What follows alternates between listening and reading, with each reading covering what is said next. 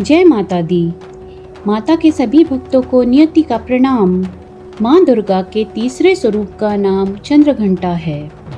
नवरात्रों की पूजा में तीसरे दिन माता के इन्हीं विग्रह की पूजा की जाती है। माता का ये रूप परम शांतिदायक और कल्याणकारी है। माता के इस रूप के मस्तक में घंटे के आकार का अर्धचंद्र है, इसी कारण से उन्हें चंद्रघंटा देवी कहा जाता है। माता के शरीर का रंग सोने के समान चमकीला है। इनके 10 हाथ हैं। 10 हाथों में खड्ग, शस्त्र और भिन्न भिन्न प्रकार के बाण आदि अस्त्र हैं। माता का वाहन सिंह है और उनकी मुद्रा हमेशा युद्ध के लिए तैयार रहने की होती है। माता की घंटे की सी भयानक चंड ध्वनि से अत्याचारी दानव, दैत्य, राक्षस सदैव कांपते रहते हैं। नवरात्रों की पूजा में तीसरे दिन की पूजा का बहुत अधिक महत्व है। इस दिन साधक का मन मणिपुर चक्र में प्रवेश करता है। माँ चंद्रघंटा की कृपा से उसे अलौकिक वस्तुओं के दर्शन होते हैं, दिव्य सुगंध का अनुभव होता है और तरह तरह की दिव्य ध्वनियाँ सुनाई देती हैं। ये क्षण साधक के लिए अत्यंत सावधान रहने के होते हैं, अन्यथा सांसारिक कार्यों और सांसारिक दिनचर्या में व्यस्त साधक को पता ही नहीं चल पाता है कि कब माता ने उसे अपनी उपस्थिति का एहसास करा दिया। माँ चंद्रघंटा की कृपा से साधक के समस्त पाप और बाधाएं नष्ट हो जाती हैं। माता की आराधना सदैव फलदायी है।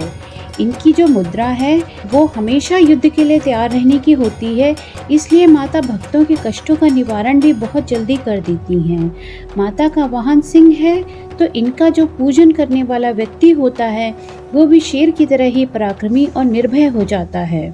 माता के घंटे की ध्वनि सदैव अपने भक्तों की प्रेत, भूत आदि बाधाओं से रक्षा करती है और ऐसा कहा जाता है कि जब भी कोई व्यक्ति शरणागत होकर माता का ध्यान करता है तो उसकी रक्षा के लिए माता के घंटे स्वयं से बजने लग जाते हैं।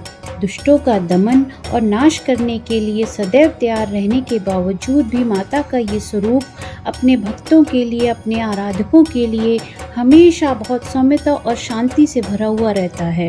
इसीलिए ऐसा कहा गया है कि माता चंद्रघंटा की उपासना से एक बहुत बड़ा सद्गुण ये भी प्राप्त होता है कि जो साधक है उसमें वीरता और निर्भयता के संग संग सौम्यता और विनम्रता का भी विकास होता है। माता के साधकों के मुख, नेत्र और संपूर्ण शरीर में कांति गुण की वृद्धि होती है और ये लोग जहाँ भी जाते हैं लोग उन्हें देखकर शांति और सुख का अनुभव करते हैं।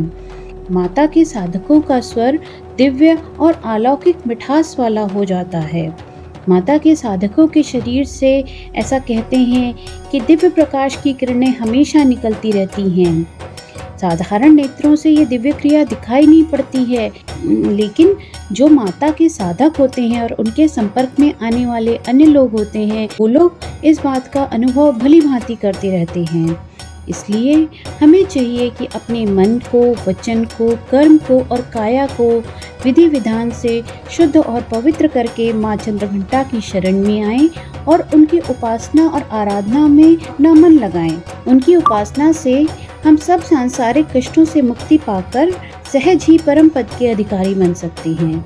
माता के इस विग्रह को सदैव ध्यान में रखते हुए उनकी पूजा करने वाले लोगों को माता के साधना पथ में और आगे बढ़ने का प्रयास करना चाहिए और यही प्रयास इस लोक और परलोक दोनों में उनको परम कल्याण और सद्गति को देने वाला है। सूरज के जैसे तेज वाली माता चंद्रघंटा को दूध और दूध से बनी हुई चीज़ें बहुत प्रिय हैं, तो इस दिन माता को भोग लगाने में दूध और दूध से बनी हुई मिठाइयों की प्रधानता रखी जाती है। ऐसी माता चंद्रघंटा को ये श्लोक समर्पित है। पिंडज प्रवरारूढ़ा चंडकोपास्त्र कैर्युता प्रसादम तनुते मह्यम चंद्रघंटेति विश्रुता। जय श्री माता चंद्रघंटा। अगर आपको ये वीडियो पसंद आई हो और आप ऐसे ही कंटेंट को और देखना चाहें तो प्लीज़ मुझे लाइक, शेयर और सब्सक्राइब ज़रूर करिए और बने रहिए मेरे साथ इस स्पिरिचुअल जर्नी में। Till then, take care and stay happy.